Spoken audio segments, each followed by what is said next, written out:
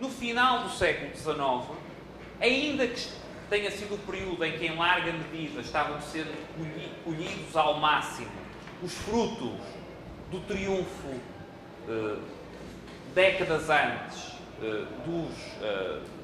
muitas ideias liberais, é um período em que as classes intelectuais e, de forma crescente, a opinião pública está já, ou tornou já minoritária as posições do liberalismo clássico. É um período de crescente nacionalismo, é um período de crescente protecionismo, tudo isto em termos de ideias, não é?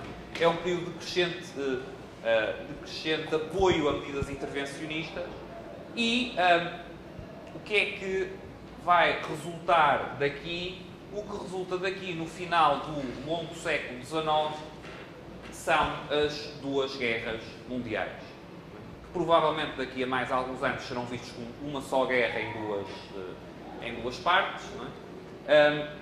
Mas numa perspectiva liberal, portanto, o que é que as duas guerras mundiais simbolizam? Simbolizam, se quisermos simplificar, a substituição do tal paradigma de livre comércio, de interação voluntária, de gradual limitação do poder político, por tudo o contrário disso. Portanto, expansão do poder político, a ponto de você ter regimes totalitários, portanto, regimes com um poder político que nem a monarquia, nenhuma monarquia absoluta anterior sequer poderia sonhar. E mesmo nos regimes não totalitários, um grau de intervenção do Estado sem precedentes por causa das guerras. Você tem, em vez do tal predomínio do ideal de cooperação pacífica, o predomínio e a mobilização militarista, nacionalista dos vários povos. E você tem também o predomínio de ideias intervencionistas e protecionistas. Tem também o colapso do padrão ouro, claro. E tudo isto, numa perspectiva liberal, da mesma forma que o que acontece no século XIX pode ser visto como em larga medida como o resultado das ideias que triunfaram antes do século XIX e no início do século XIX, o que acontece no século XX pode ser visto em larga medida como o resultado do movimento da evolução ideológica que se foi dando ao longo do século XIX. Para terminar numa nota não muito pessimista e também para dar aso à discussão, eu sugiro que podemos ver a segunda metade do século XX e, em especial, a segunda metade da segunda metade do século XX, portanto, o último quarto do século XX, desde os anos 1970 em diante, que há alguns sinais do renascimento do pensamento liberal clássico. Ainda que não sejam sinais particularmente fortes. Quais são esses sinais? Portanto, esses sinais começam no pós-Segunda Guerra Mundial. Eu creio que um bom elemento simbólico destes sinais é a fundação da Sociedade de Mont Pelerin. A figura-chave na fundação da Sociedade de Mont Pelerin foi precisamente Hayek. A sociedade, eu creio que já referi numa sessão anterior, teve este nome, que foi o nome do primeiro local de encontro na Suíça.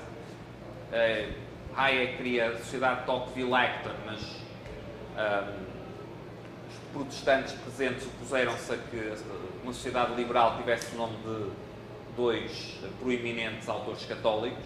Portanto, a Sociedade de Mont Pelerin para ser um nome neutro.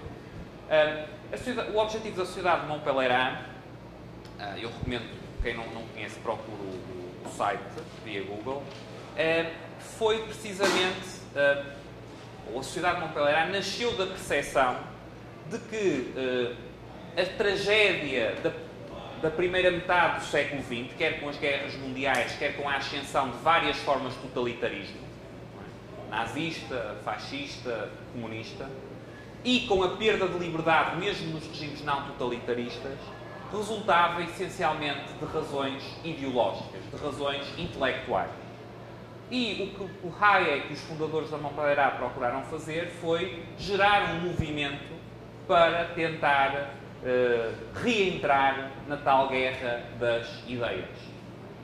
Na expectativa de que só assim, décadas mais tarde, ou talvez séculos mais tarde, esperemos que seja só décadas, seria possível voltar a reverter o curso que tinha conduzido ao desastroso primeira metade do século XX. E, portanto, a Mont Pelerin, não sendo o único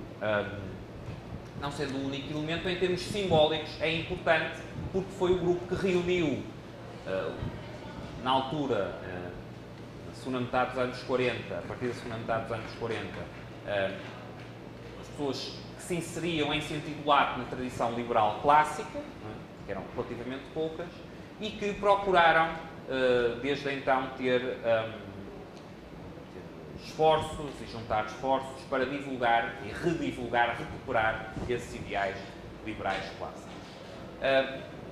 Na própria Mont Pelerin e associada a este renascimento, tem também bastante importância aquilo que hoje se convenciona chamar Escola de Chicago.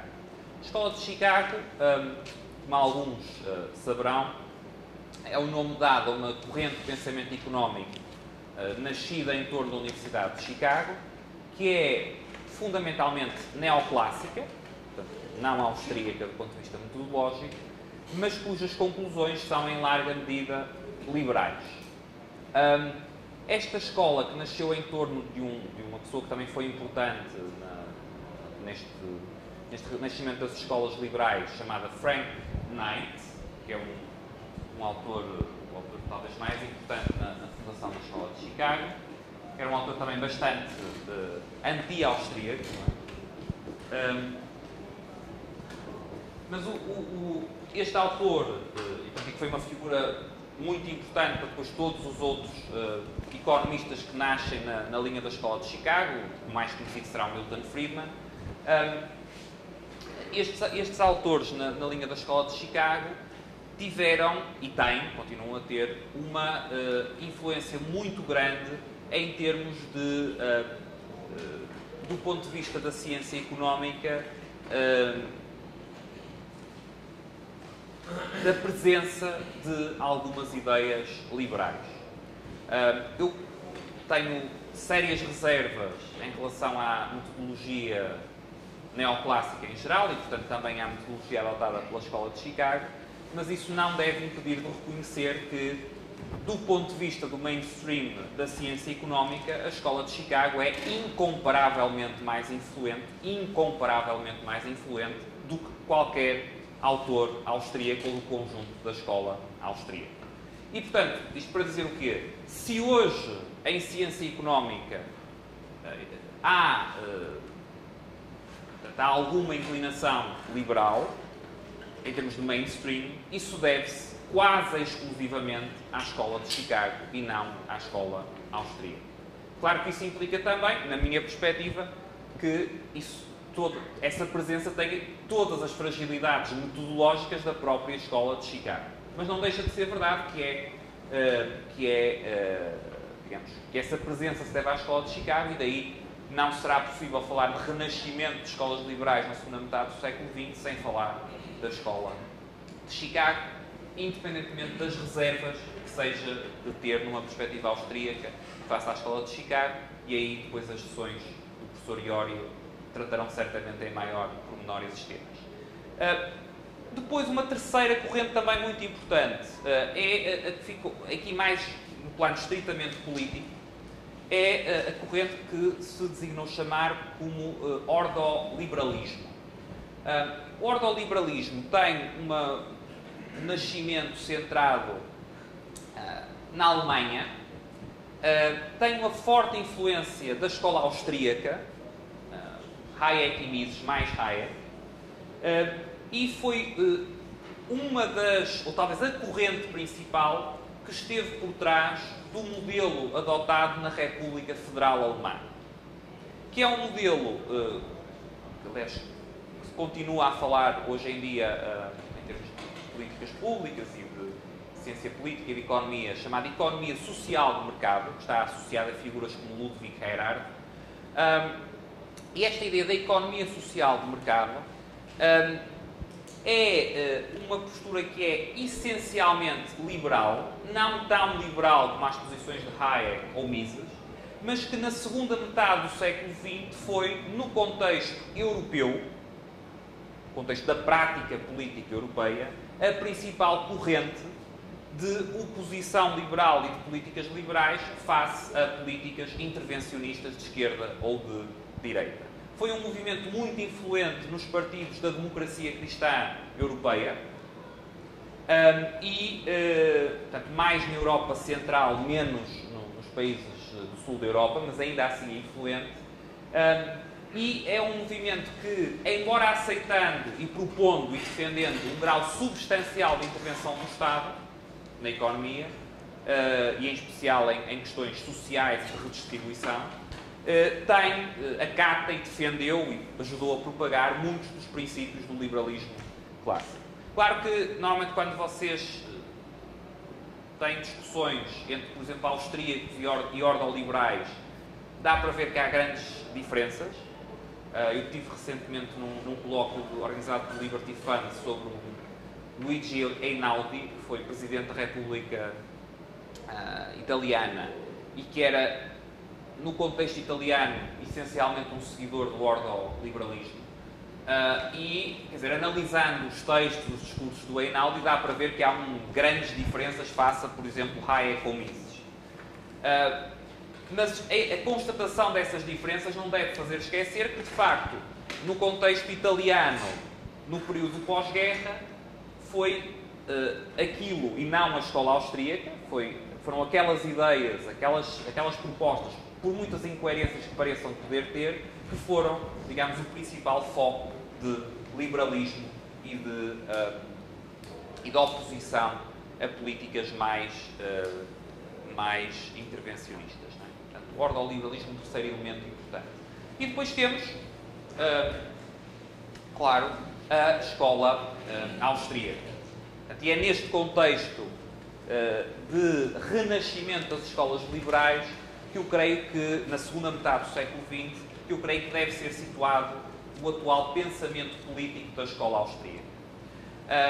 Claro que a fundação da escola austríaca vem do livro Princípios de Economia Política do Menger, no final do século XIX, década de 70. Portanto, em termos de pensamento económico, a escola austríaca é muito anterior à segunda metade do século XX, mas creio que em termos do pensamento político, o momento mais correto para situar a escola austríaca é a segunda metade do século XX por várias razões. Primeiro porque é o período em que Hayek abandona a ciência económica e passa a dedicar-se à ciência política, e até aí não há nenhuma grande figura austríaca, da escola austríaca, quero dizer, que tenha produzido pensamento estruturado, relevante, aceito como tal, no âmbito da ciência política.